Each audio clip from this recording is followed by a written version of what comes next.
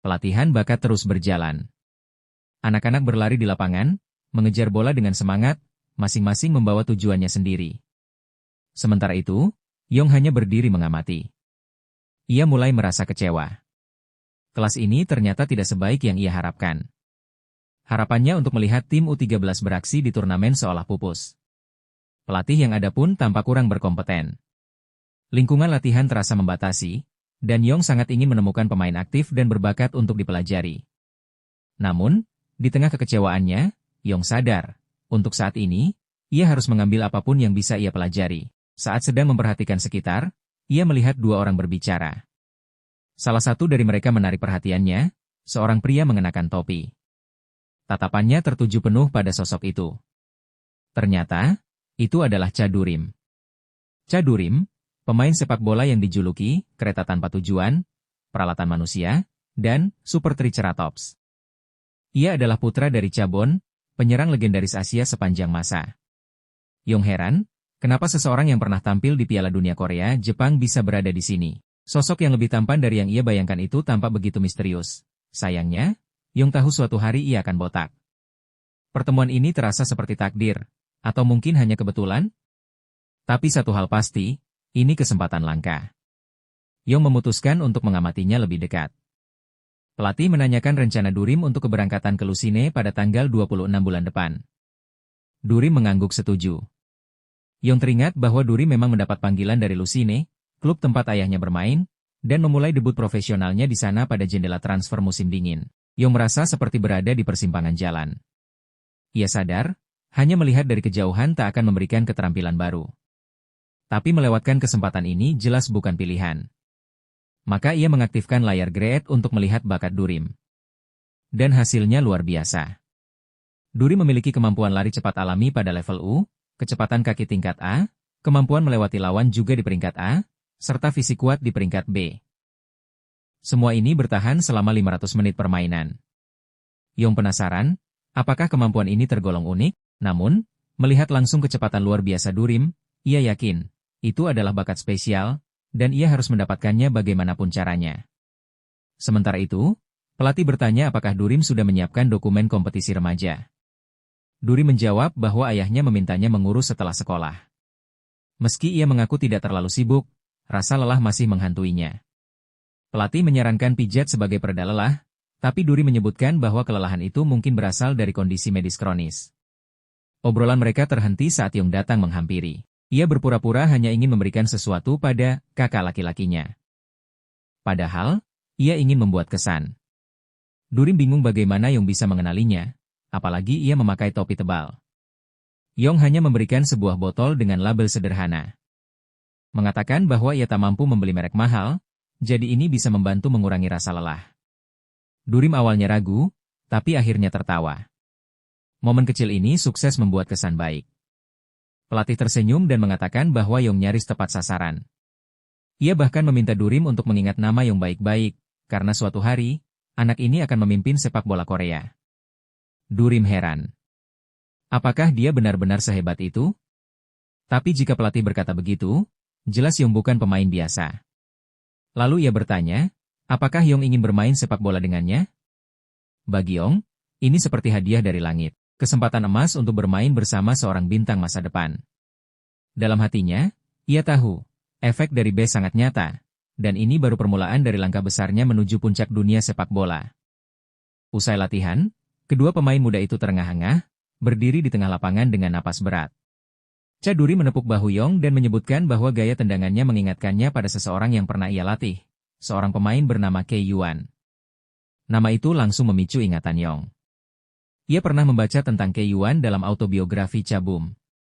Di masa depan, pemain itu akan bergabung dengan Liga Inggris.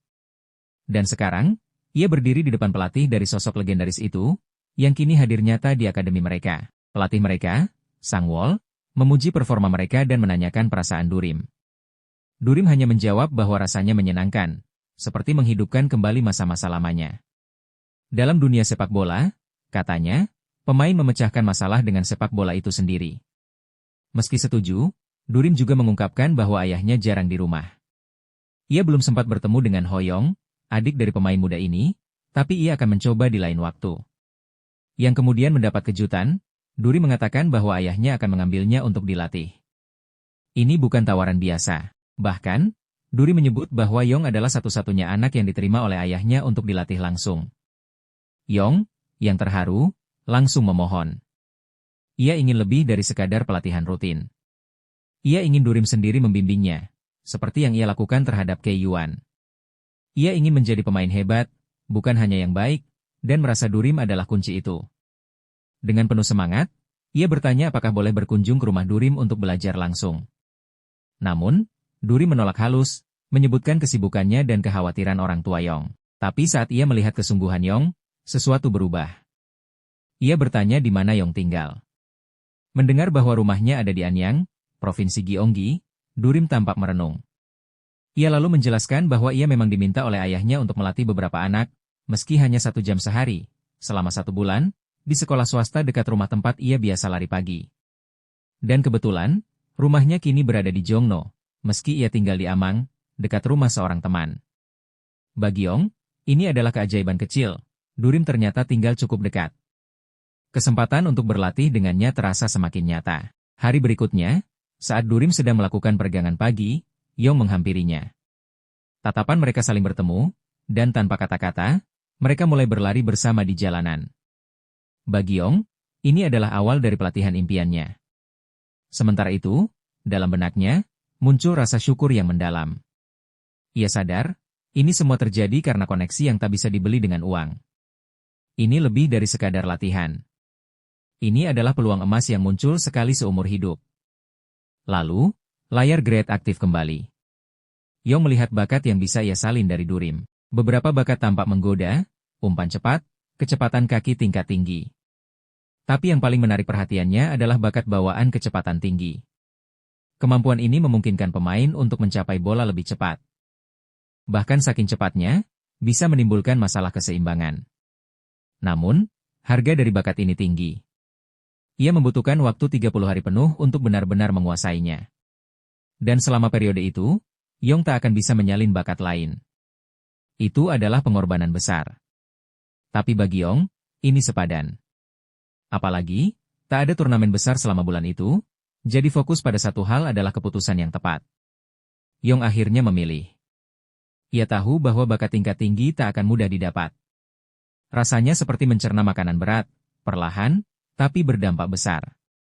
Tapi justru karena itulah ia yakin. Karena kini, ia telah memulai perjalanan nyata. Jalan seorang calon legenda sepak bola. Langkah demi langkah, hari demi hari, perjalanan seorang bocah bernama yang semakin mendekati impiannya menjadi pemain sepak bola sejati. Waktu seolah berlalu cepat, dipenuhi rutinitas antara latihan intens dan syuting yang melelahkan. Di tengah padatnya hari-hari itu, sebuah kabar mencuat, pada pertengahan November, salah satu manajer tim Sodori ditangkap karena dugaan manipulasi hasil pertandingan. Namun, hal itu tak menghentikan laju pertumbuhan tim. Sodori tetap melaju, terus berkembang dari minggu ke minggu. Sementara itu, di sisi lain dunia, Liga Premier menyambut kehadiran pemain ajaib berusia 16 tahun yang mencuri perhatian publik. Ia menjalani debutnya bersama Everton dan melontarkan satu kalimat yang langsung mengguncang Korea. Namanya, Wayne Erie. Momen itu seolah mengulang sejarah tahun 2002, saat dunia mulai mengenal Cristiano Ronaldo. Sebuah sinyal bahwa bintang baru telah lahir, dan bagi Yang, ini menjadi motivasi besar, sebuah mimpi tentang masa depan yang terus hidup dalam dirinya. Tanggal 11 Desember, ia menjalani debut resminya di NFC. Tapi kali ini terasa berbeda. Lebih dari sekadar pertandingan, ini adalah panggung besar. Pertandingan disiarkan secara langsung, dan hadir pula anggota Asosiasi Sepak Bola Korea serta sejumlah wartawan yang membawa kamera mereka, menyorot setiap gerak para pemain muda. Ketegangan melanda, namun sang ayah hadir. Dengan tenang, ia memberikan dukungan kepada putranya, mengingatkan bahwa tak perlu gentar hanya karena lawan terlihat lebih tinggi. "Kamu pandai bermain bola," katanya. Dan dengan kepercayaan itu, Yang melangkah ke lapangan. Komentator pun memperhatikan, menyebutkan bahwa gerakan yang kini jauh lebih tajam. Seorang pengamat menyetujuinya, menambahkan bahwa performa yang bukan semata karena keberuntungan, ia memang punya bakat sejati. Lelucon ringan sempat mewarnai suasana, tetapi semua tahu, hari itu bukan hari biasa. Ini adalah tantangan besar bagi Sodori. mereka akan menghadapi salah satu tim muda terkuat dunia, São Paulo FC dari Brasil. Klub yang tak asing lagi bagi penggemar sepak bola. Klub yang telah mencetak legenda-legenda seperti Leonardo, Cafu, dan Rivaldo. Dan kini, tim muda mereka datang ke Korea untuk mengikuti kejuaraan dunia remaja FIFA, turnamen bergengsi yang diselenggarakan oleh KFA dan MBS.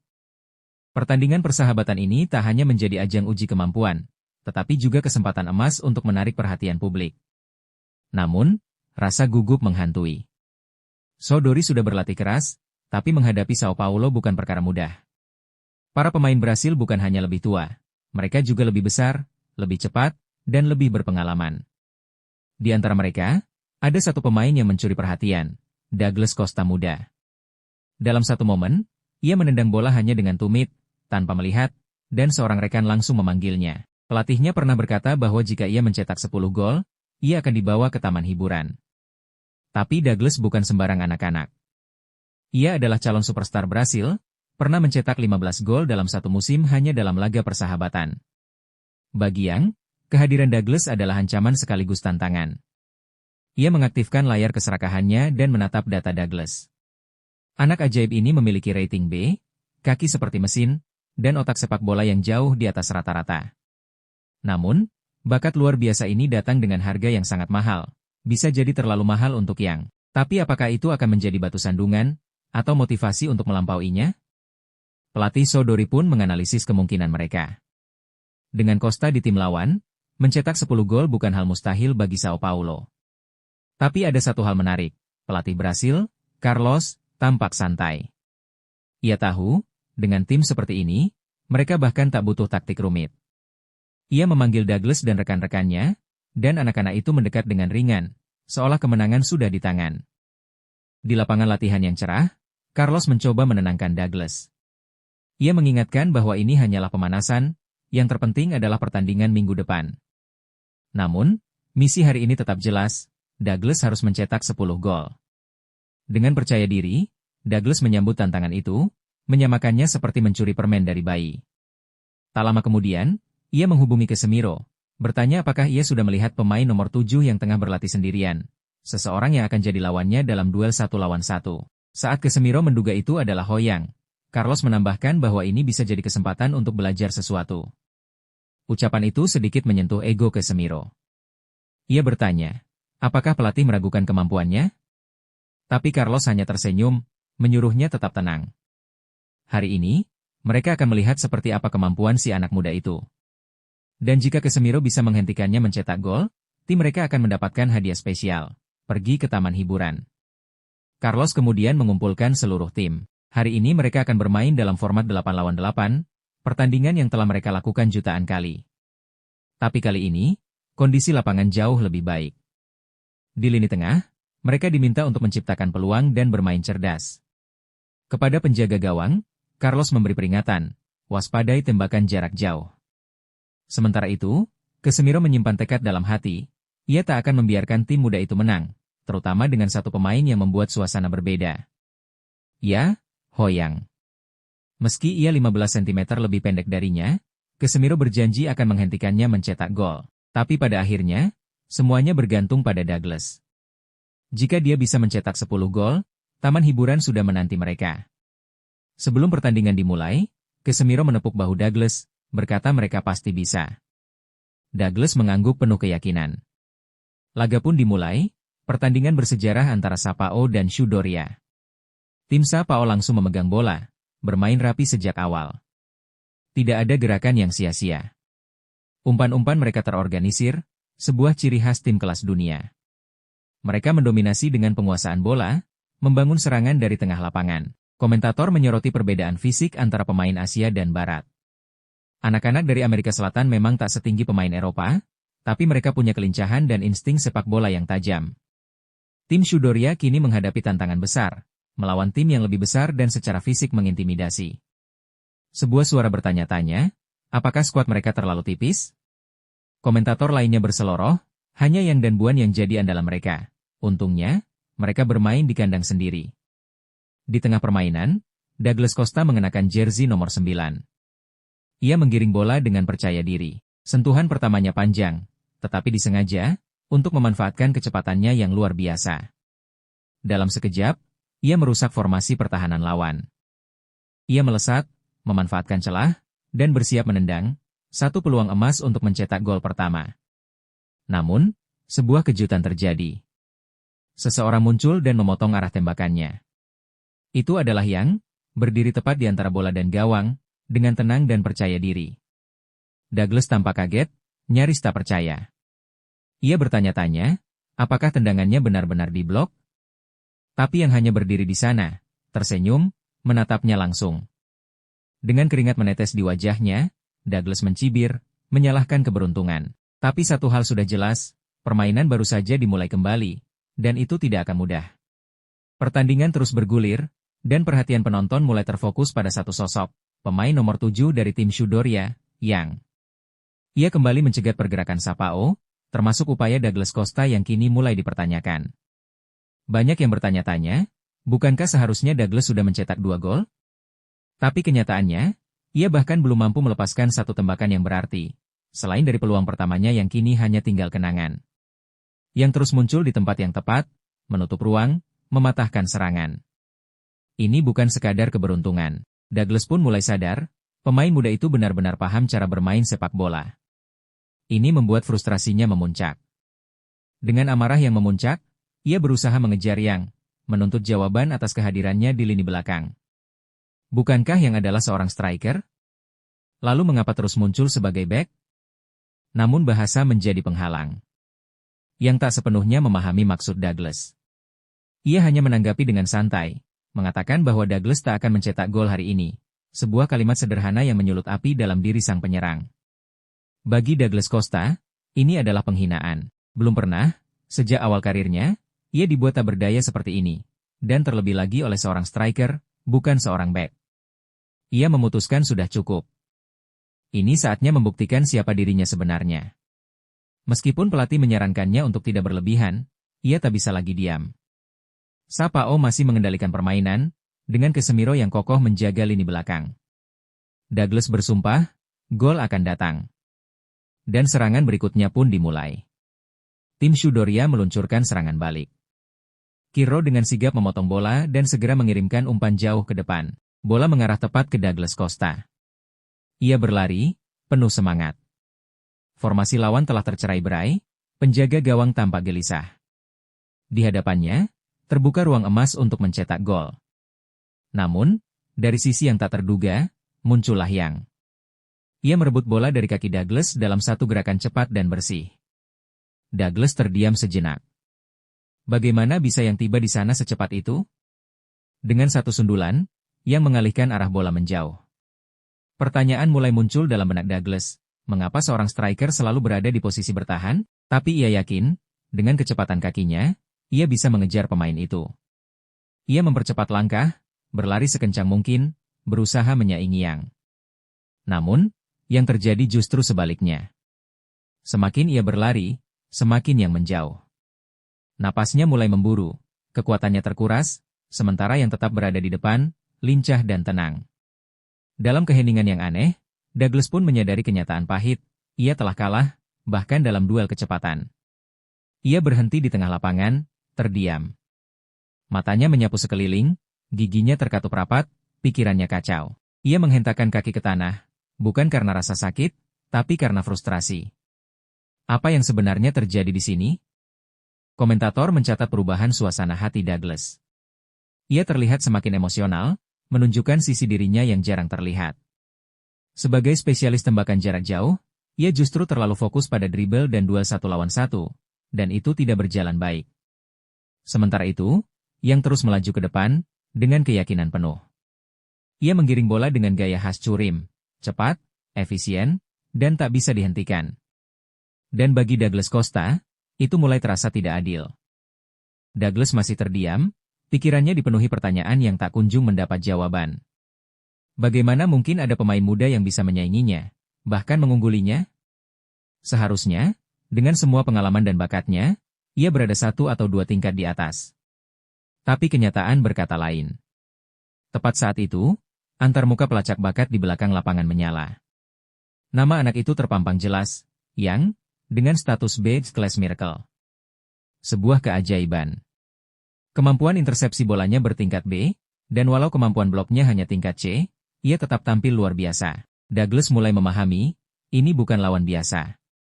Dan ternyata, bukan hanya yang mencuri perhatian. Seorang pemain lain pun muncul dalam radar, Kirro. Pemain muda itu suatu hari akan mengenakan jersey Real Madrid, dan menjadi gelandang bertahan utama untuk tim nasional Brasil. Dalam pertandingan ini, ia sudah menunjukkan kilasan masa depannya. Bagi Yang, ini adalah momen emas.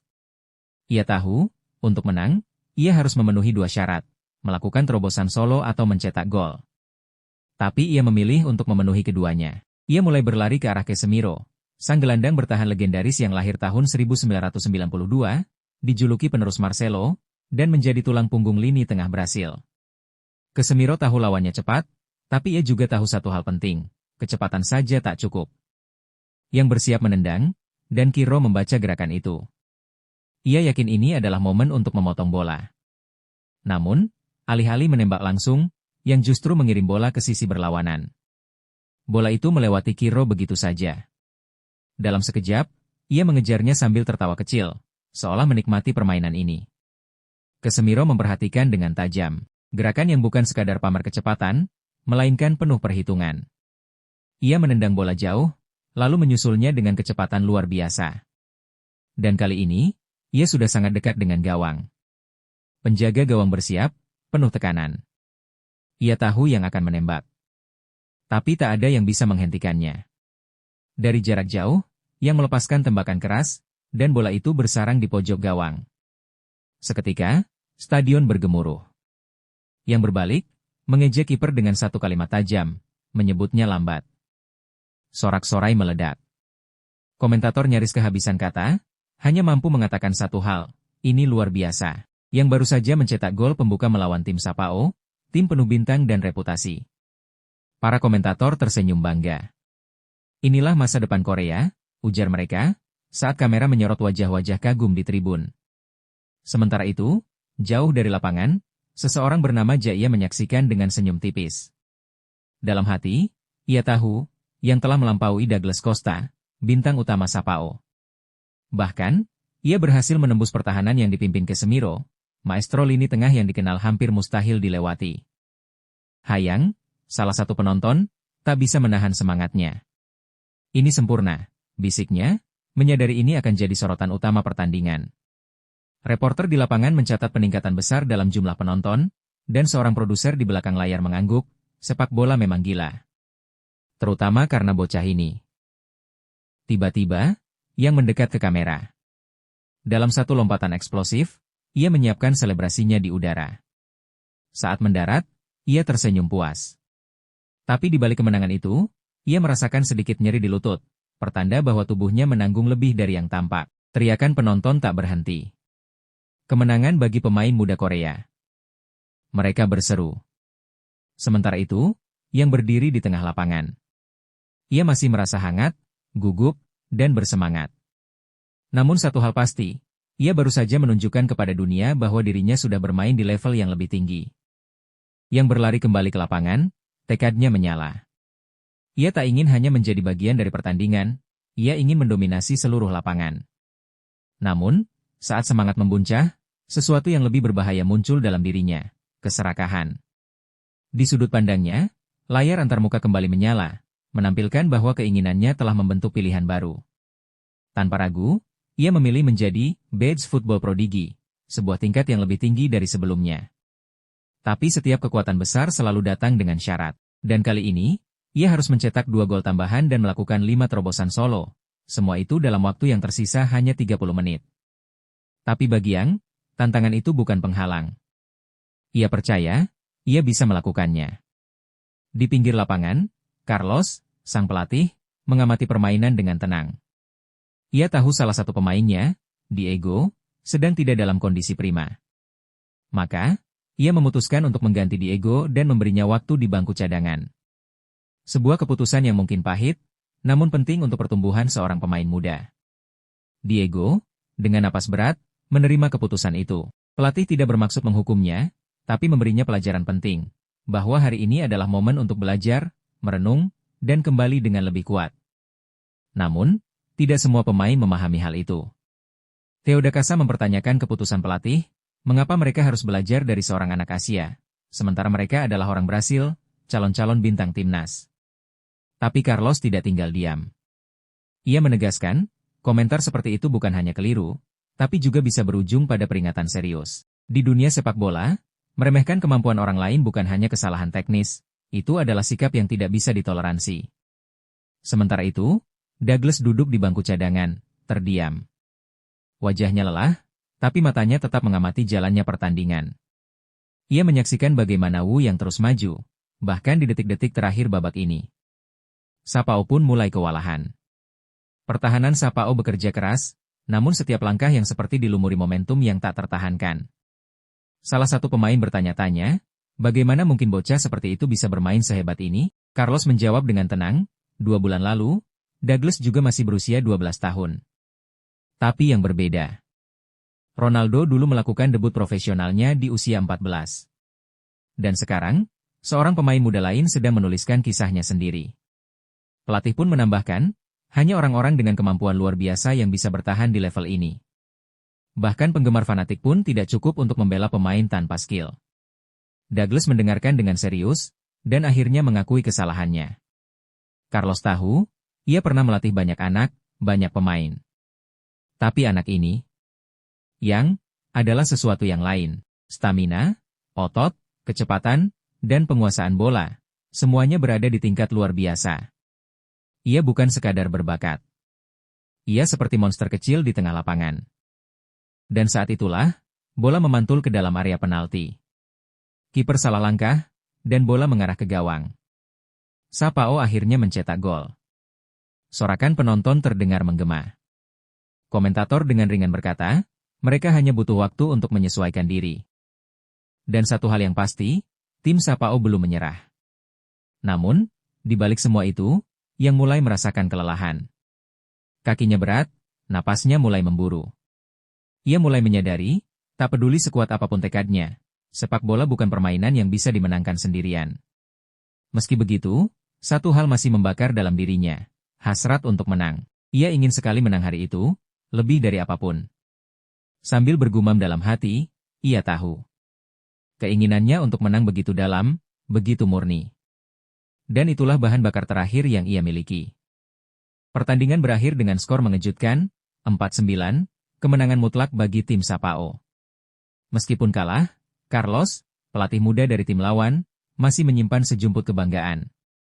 Pertandingan ini, yang seharusnya menjadi dorongan moral untuk turnamen pemuda, malah berubah menjadi pelajaran berat.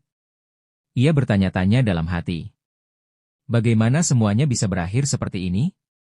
Sementara itu, Douglas menyaksikan dari bangku cadangan. Meskipun tidak bermain di babak akhir, ada satu hal yang jelas, dia terkejut, dan itu bukan hal buruk. Terkadang, kekalahan bukan hanya soal angka, tapi soal kesadaran. Dan saat itu, dia masih muda. Dan masih bisa belajar. Carlos, berdiri di sisi lapangan, berbicara pada seorang analis. Mereka membahas satu pemain yang membuat perbedaan besar hari itu, yang anak muda itu benar-benar mencuri perhatian. Analis menyamakan cara bermainnya dengan Ricardo di masa lalu. Bukan kecepatan lari biasa yang membuatnya luar biasa, tapi bagaimana ia bisa meledak saat menyentuh bola, meluncur seolah tak ada yang bisa menghentikannya.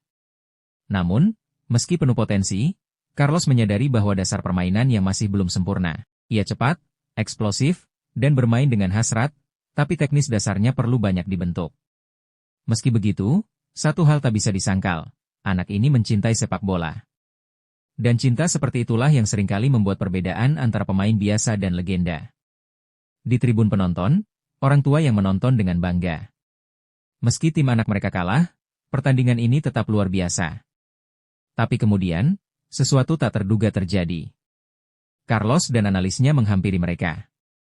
Sang ayah langsung mengenali keduanya. Sambil memperkenalkan diri, Carlos menyampaikan niatnya, ia ingin membicarakan masa depan yang. Carlos bertanya apakah yang sudah tergabung dalam klub muda. Menurutnya, dalam dunia sepak bola, tidak ada batas. Dan yang, baginya, adalah berlian mentah yang perlu diasah. Ia ingin menawarkan kontrak pelatihan muda di klubnya, sebuah kesempatan langka yang bisa mengubah hidup. Yang, dalam diam, menyadari satu hal. Keserakahan dalam dirinya kembali muncul, bersamaan dengan layar antarmuka yang menyala. Ia diberikan pilihan untuk memilih bakat dari dua pemain yang menginspirasinya hari itu, Casemiro dan Douglas. Tapi ia ragu. Keduanya adalah pemain bertahan tingkat tinggi, namun ia sendiri telah memiliki kemampuan football prodigi di level B. Menyalin lagi mungkin tidak menghasilkan perubahan signifikan. Lalu pikirannya terarah pada satu hal, kecepatan.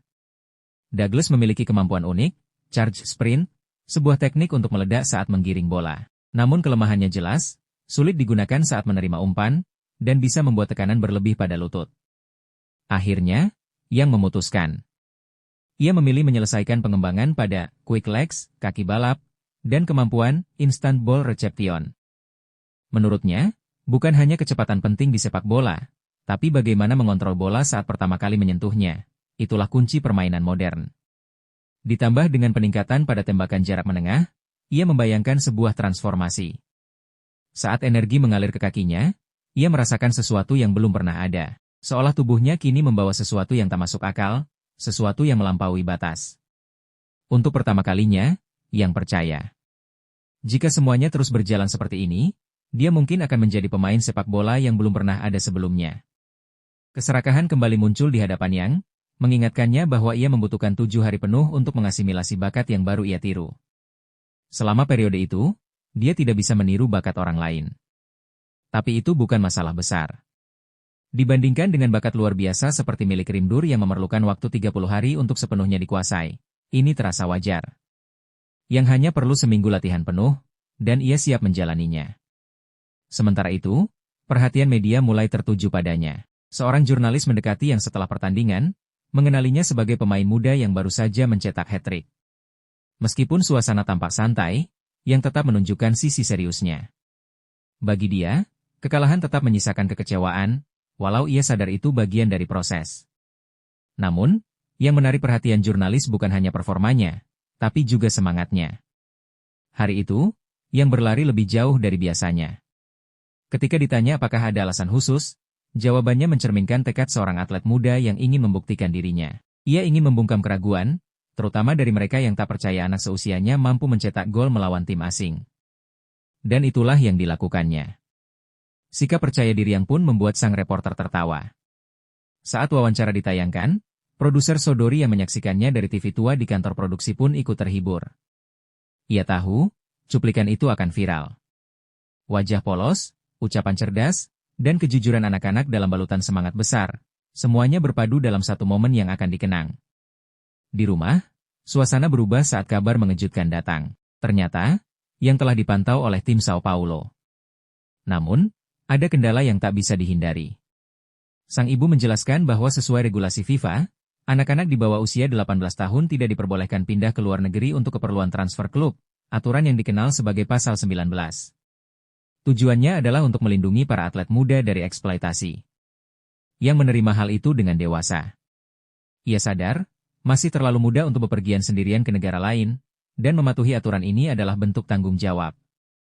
Meskipun begitu, hatinya tetap berat. Ia sempat bertanya-tanya, mengapa Carlos, pelatih Sao Paulo, pergi begitu saja tanpa mengucapkan sepatah kata pun. Ayahnya menjelaskan bahwa saat itu terlalu banyak jurnalis, dan waktunya sangat terbatas. Tapi jawaban jujurnya justru membuat Yang kaget. Mereka sebenarnya tidak bisa menerima tawaran itu karena putra mereka masih terlalu muda untuk dikirim ke luar negeri.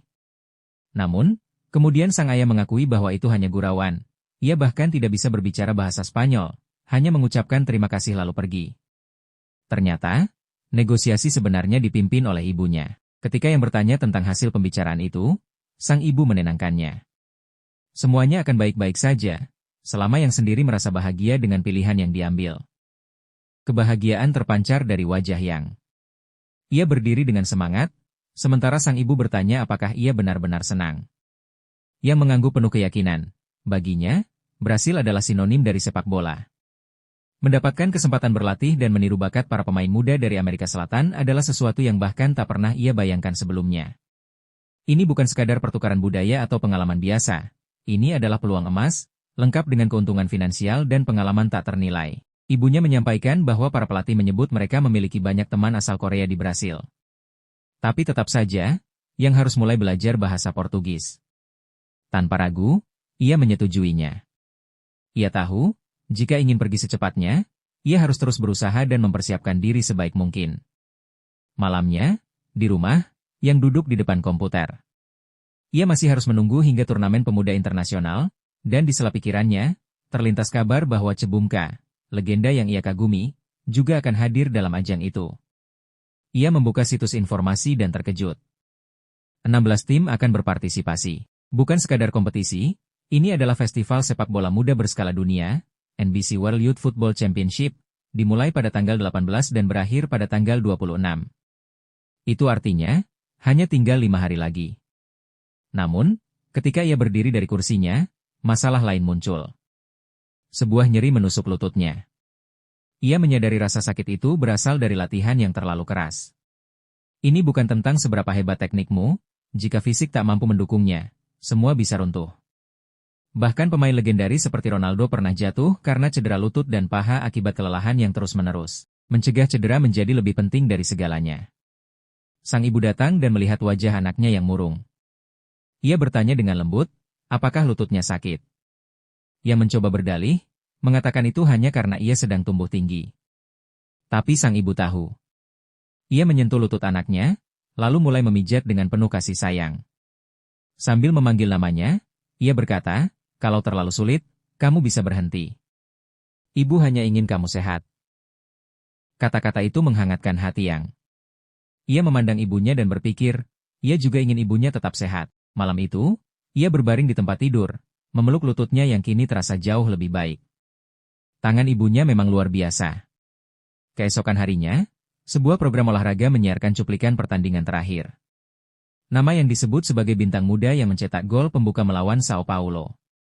Presenter menyatakan rasa bangganya. Di tempat lain, Sangu menyebut bahwa hanya seminggu tersisa sebelum turnamen besar. Tapi dengan kemampuan Yang, tak ada yang perlu dikhawatirkan. Di ruang tamu, sosok legendaris Cabum Kun duduk di sofa, menyimak tayangan itu. Ia menyamakan gaya bermain Yang dengan Saduri muda, seorang pemain jenius yang dulu juga mengejutkan dunia. Menurutnya, Yang memang seperti anak yang berlari tanpa henti, tapi tetap cerdas. Dan satu hal yang pasti, dia akan menjadi pemain yang menyenangkan untuk disaksikan di masa depan. Di sebuah ruangan, seorang pelatih senior duduk menyaksikan video pertandingan. Ia bertanya-tanya apa pendapat Chunka, sang legenda sepak bola Korea, tentang pemain muda yang mencuri perhatian itu.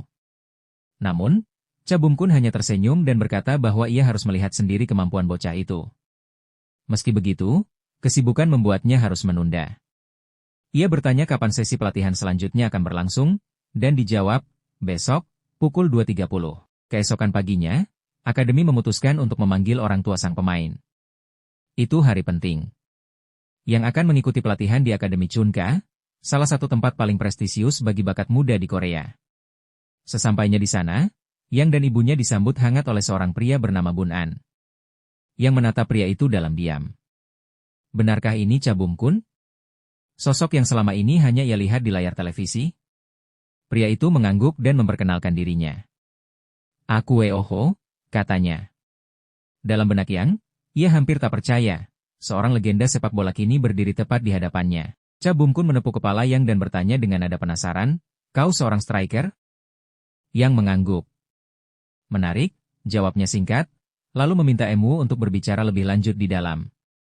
Di kantor, perbincangan berlanjut.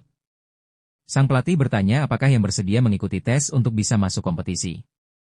Sebuah ujian sederhana, tapi penting. Ibunya mengangguk setuju, dan tentu saja, Yang sangat antusias. Ekspresinya berbicara banyak. Ini adalah langkah pertama menuju mimpi yang lebih besar, kejuaraan dunia untuk pemain muda. Di luar, suasana mulai tegang. Yang melangkah masuk lapangan untuk mengikuti seleksi. Di dalam pikirannya, ini adalah tim U13, kelompok usia yang lebih senior darinya. Saat matanya menyapu lapangan, ia terpaku pada satu anak laki-laki yang terlihat jauh lebih tinggi dari yang lain. Seperti raksasa, mungkin lebih dari 170 cm. Mengaktifkan GRE, sistem identifikasi pemain dalam pikirannya, ia melihat data si anak, prodigi tingkat C, pertumbuhan B, dan gaya bermain B. Itu bakat yang luar biasa. Namun Yang tahu, kemampuan bukan segalanya. Ia harus siap menghadapi ujian sebenarnya. Ia bertanya pada Cha Bum-kun tentang format tes hari itu. Sang pelatih menjelaskan bahwa pertandingan akan dimainkan dalam format 11 lawan 11, bukan hal mudah. Tetapi inilah tantangan yang harus dihadapi jika ingin membuktikan dirinya. Pertandingan dimulai. Bola disepak dari tengah. Dua anak berlari cepat membawa bola di kaki mereka. Yang mulai membaca taktik tim, formasi 4 lawan 4, dengan dua penyerang sebagai tumpuan utama untuk mencetak gol. Perannya hari ini adalah sebagai poacher striker, seorang pemburu peluang. Ia teringat pada nama-nama besar yang pernah memainkan peran ini, Filippo Inzaghi, Ronaldo Nazario, dan Ruud van Nistelrooy. Mereka bukan sekadar penyerang, tapi pembunuh dingin di kotak penalti. Tugas yang jelas, mencetak gol. Dan ia tahu, posisi ini akan membuatnya jadi target utama untuk penjagaan ketat. Tapi itu tak akan menghentikannya. Di lapangan, yang menyadari dirinya tidak mendapat perhatian. Ia berdiri tanpa penjagaan, mengangkat tangannya, bahkan berteriak meminta bola, namun tak satu pun dari rekan setimnya menanggapi. Ia bertanya-tanya. Apakah mereka mengabaikannya? Apakah mereka benar-benar memperlakukannya seolah ia tak terlihat? Tapi bukan karena alasan pribadi. Anak-anak ini menunjukkan sikap khas pemain veteran, tidak mudah percaya, bahkan pada rekan sendiri. Mereka ingin bukti, bukan sekadar janji. Menyadari hal itu, yang membuat keputusan. Ia meledak dengan gerakan eksplosif, menunjukkan bahwa ia bukan hanya diam. Di sisi lain, sang penyerang yang membawa bola merasa terdesak. Lalu, ia melihat yang benar-benar tidak dijaga. Dalam sekejap, bola pun dioper kepadanya. Reaksi di lapangan pun beragam. Beberapa pemain kagum. Yang lainnya tertawa menahan kekaguman, terpukau, namun mencoba tetap serius. Dia benar-benar menguasai momen itu, kata salah seorang. Pelatih memandang ke arah Bun An, penasaran. Dan Bun An menjelaskan, jika sebuah tim tidak percaya pada anggotanya, maka anggota itu harus menunjukkan keahliannya. Itu prinsip yang pernah ia pelajari sendiri di Jerman. Sesuatu yang juga pernah dikatakan Cha Bum-kun, kebahagiaan dalam sepak bola datang saat kau punya bola. Risiko kehilangan adalah bagian dari permainannya. Dan hari ini, yang sedang mempraktikkan filosofi itu, tanpa ragu sedikit pun. Dengan sorakan kecil dari pinggir lapangan, yang berteriak lantang saat mengejar bola, ini milikku. Salah satu rekan setim ikut berseru, tidak, itu milikku. Tapi yang tak berhenti. Ia meledak dalam kecepatan tinggi, menyambar bola sebelum siapapun bisa menyentuhnya. Umpan yang bagus, katanya, meski sebenarnya itu bukan untuknya. Teman setimnya terlihat bingung. Apa yang kau lakukan? Tanyanya, kecewa karena operannya disabotase. Tapi bagi Yang, ini bukan sekadar perebutan bola. Ini soal pengakuan. Jika mereka tak mau menerimanya sebagai rekan, maka ia akan membuat mereka tak punya pilihan lain. Yang menggiring bola menuju gawang, melewati bek demi bek. Ia terus berseru dalam hati, mendorong dirinya untuk menembus pertahanan. Salah satu pemain lawan sempat bertanya dalam benaknya, bagaimana dia bisa secepat itu? Apa ini kegilaan? Namun yang terus melaju, melengkung di antara mereka seperti badai yang tak bisa dihentikan.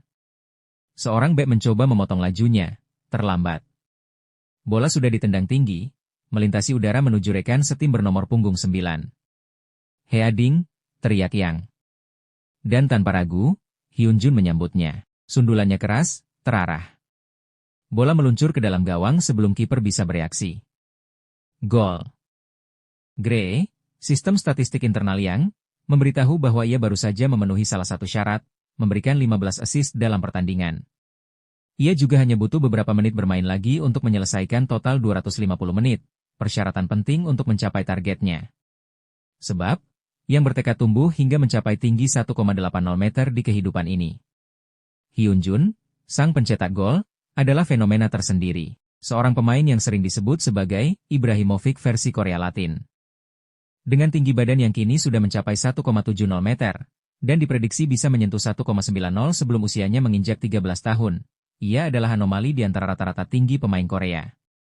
Yang menyadari satu hal, tumbuh, berkembang, dan tampil luar biasa. Bukanlah hal buruk. Justru itu jalan menuju mimpi. Bakat adalah anugerah sekaligus tantangan. Karena seringkali, ia datang dari faktor yang tidak bisa dikendalikan, genetik. Tapi bagi Yang, takdir bukan alasan untuk menyerah. Ia berniat mengatasinya, bukan dengan keluhan, tapi dengan kerja keras. Di lapangan, bola yang dikirim terlalu tinggi oleh yang disambut Jun dengan sundulan sempurna ke gawang. Setelah itu, Jun langsung menghampiri Yang, dan mereka merayakan gol bersama. Sebuah momen kecil, tapi penting, pengakuan. Di ruang pelatih, Cha Bum-kun duduk memperhatikan hasil pertandingan. Ia mencatat bahwa Yang mencetak 1 gol dan menciptakan 3 assist. Lumayan untuk pertandingan pertama, gumamnya. Ketika ditanya, Yang mengangguk setuju, tapi ketika ditanya mana yang lebih disukai, membantu atau mencetak gol, jawabannya tegas, mencetak gol. Pelatih mengangkat alis. Lalu kenapa operanmu pada Jun begitu tinggi tadi? Dengan tenang, Yang menjawab, untuk menjatuhkan pertahanan mereka dan membuat mereka menerimaku. Jawaban itu bohong. Tapi terdengar meyakinkan. Cha Bum-kun tertawa kecil. Ia tahu anak itu sedang bermain strategi. Namun, ia menyukainya. Lalu ia mengangguk dan menyampaikan keputusan penting, yang resmi menjadi bagian dari kelas kompetisi utama. Ia akan memanggil orang tuanya dan memberitahu mereka. Bagi Yang, ini awal dari babak baru. Sementara itu, saat ia mengaktifkan sistem grade, sebuah antarmuka internal misterius, terungkap beberapa bakat dan kondisi baru. Grade menjelaskan bahwa meskipun bakat memudar, tak terlihat, ia bisa memperoleh bakat baru jika berhasil mencetak 30 gol dari luar kotak penalti dan membawa timnya mencapai semifinal. Tantangan yang berat, tapi senyum muncul di wajah Yang. Ia menjilat bibirnya, bersemangat. Cha Bum-kun, yang memerhatikan tatapannya, bertanya, kenapa kau menatapku begitu? Yang cepat-cepat menunduk. Ah, bukan apa-apa. Namun dalam hati, ia bertanya-tanya. Ada satu hal aneh yang muncul, bakat yang disebut paha pantatka. Ia belum pernah melihat klasifikasi seperti itu sebelumnya. Tapi saat melihat Cha Bum-kun berdiri, ia tahu. Legenda itu terkenal karena kekuatan fisiknya, dan ukuran pahanya yang luar biasa, mencapai 31 inci.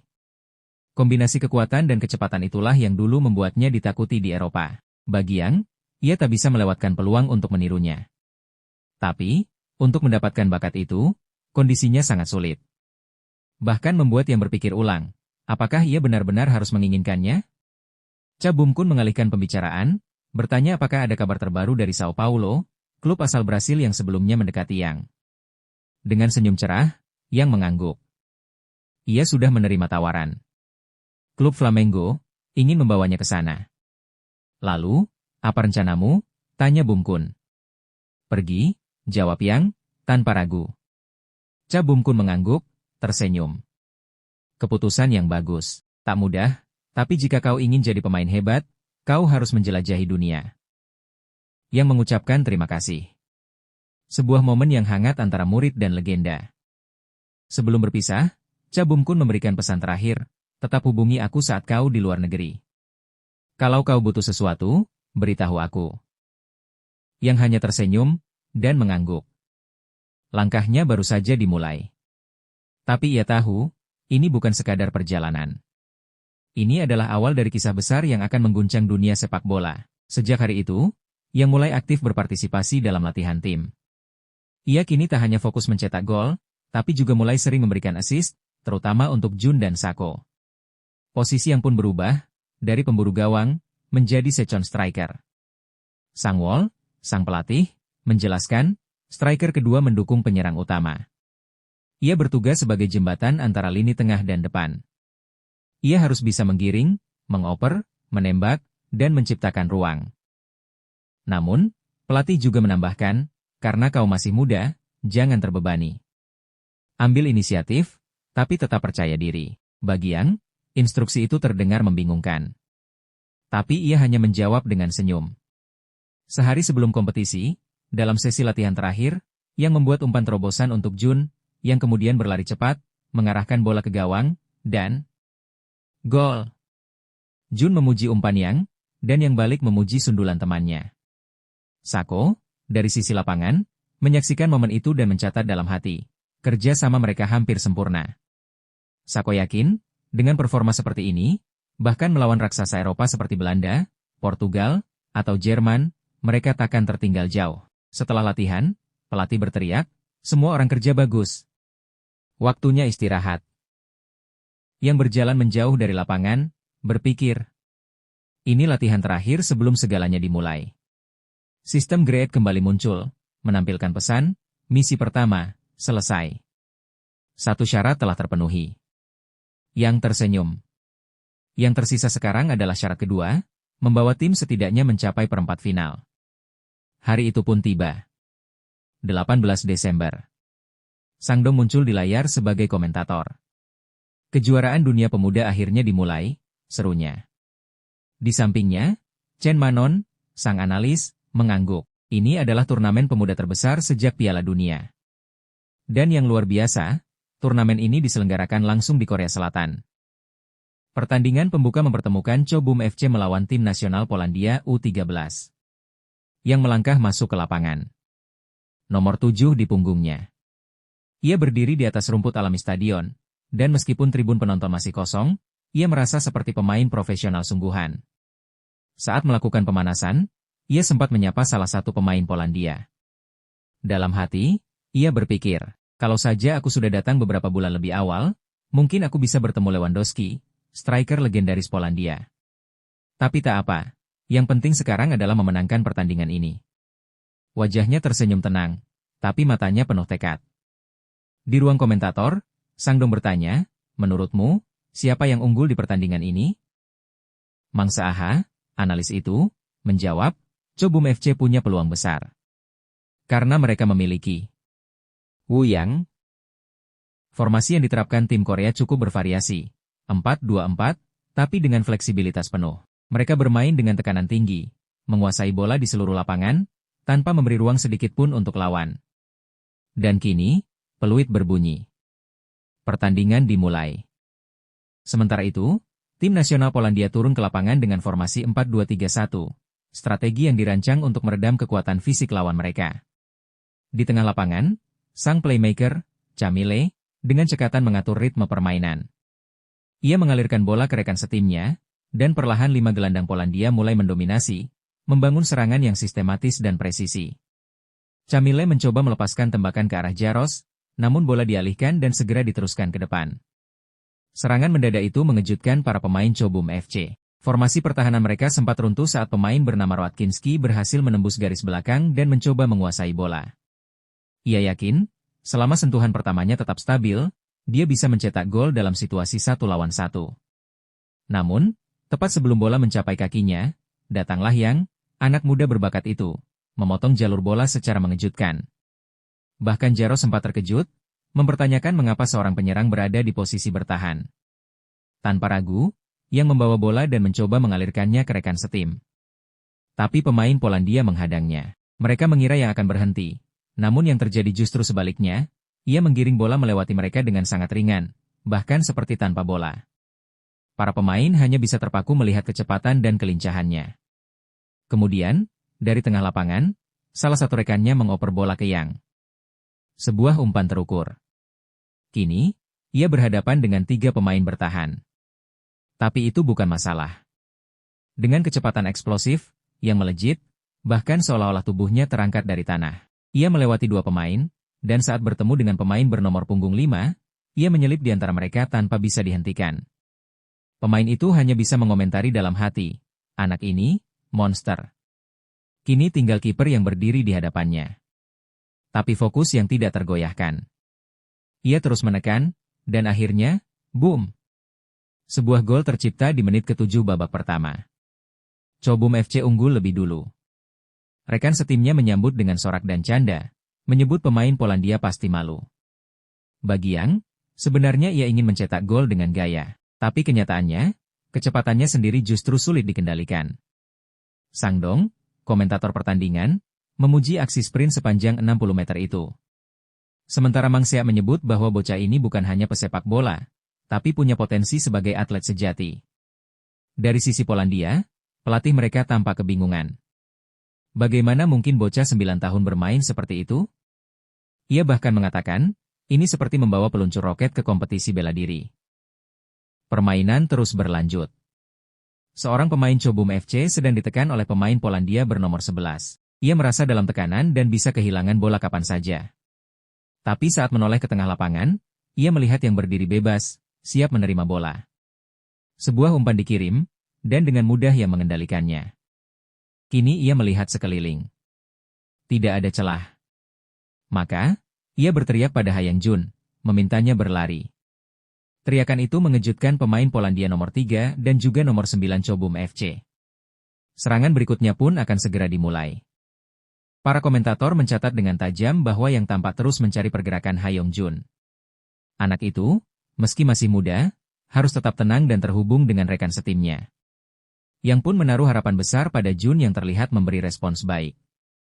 Ia menggiring bola melewati satu pemain yang menandainya, mengira Jun akan bergerak seperti yang mereka latih. Namun tiba-tiba, Jun melenceng ke arah samping.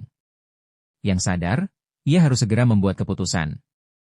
Hayong Jun tengah ditandai ketat oleh dua pemain lawan dari belakang. Tapi saat ia memanggil yang dengan suara lantang, yang menangkapnya sebagai sinyal. Umpan panjang, itulah satu-satunya pilihan. Jika bola bisa melayang melewati pertahanan, maka ini akan jadi assist sempurna. Tapi sebelum sempat melepaskan umpan, yang melihat jalur ke gawang terbuka. Tanpa ragu, ia bersiap melepaskan tembakan.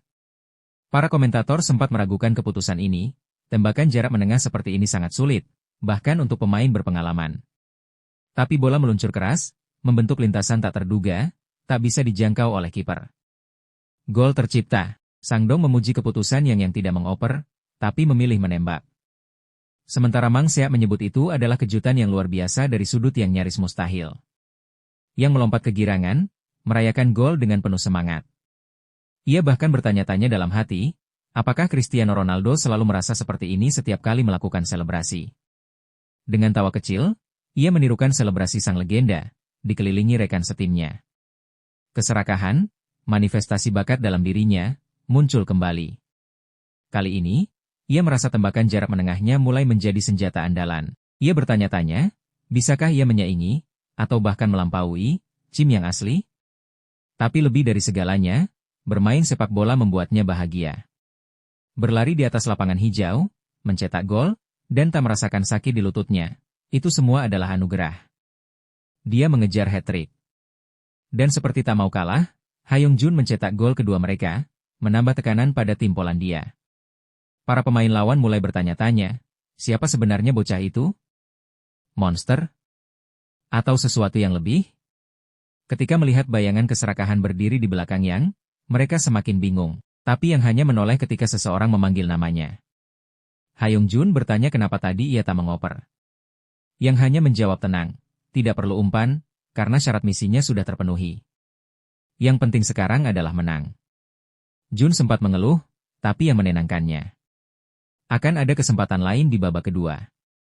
Dan benar saja, di menit ke-120, sisa 13 menit sebelum peluit akhir, yang menyiapkan bola untuk tembakan berikutnya.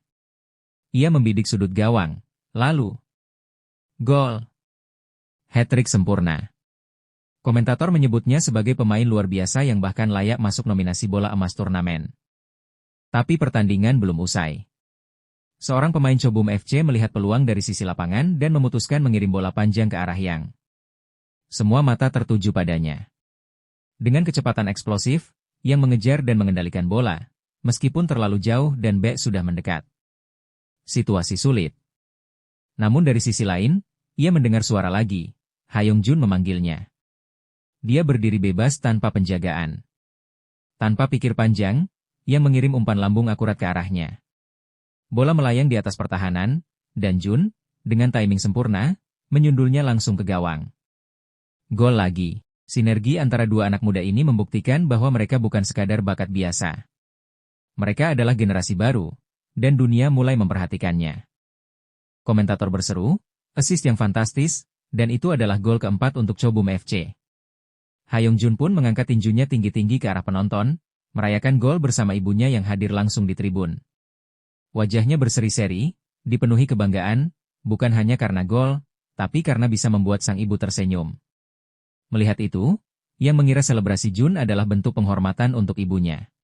Lalu, ia pun menoleh ke kerumunan, dan matanya menemukan sosok ibunya sendiri sedang menonton. Sebuah senyum cerah muncul di wajahnya saat ia memberikan isyarat tangan berbentuk pohon ek, simbol kecil yang hanya mereka berdua pahami. Jun menepuk punggung Yang dan berkata bahwa itu adalah umpan yang hebat, sambil berterima kasih atas kerja sama mereka. Sepak bola itu permainan tim. Hidup ini kesepian, tapi sepak bola adalah tentang kerjasama. Setelah pertandingan berakhir, dalam wawancara pasca laga, seorang jurnalis memperkenalkan bocah itu sebagai protagonis yang membawa Chobum FC pada kemenangan telak 4-0. Ia bertanya bagaimana rasanya menjadi sorotan pertandingan. Ia menjawab tenang, mengatakan bahwa mereka menang karena kerja keras dan solidaritas tim. Jawaban yang matang untuk usianya.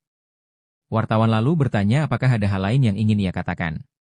Dengan yakin, bocah itu menunjuk ke dadanya dan berkata bahwa ia membawa harapan orang tuanya dan semua yang mendukungnya. Itulah mengapa aku akan menjadi pemain sepak bola terbaik di dunia, katanya.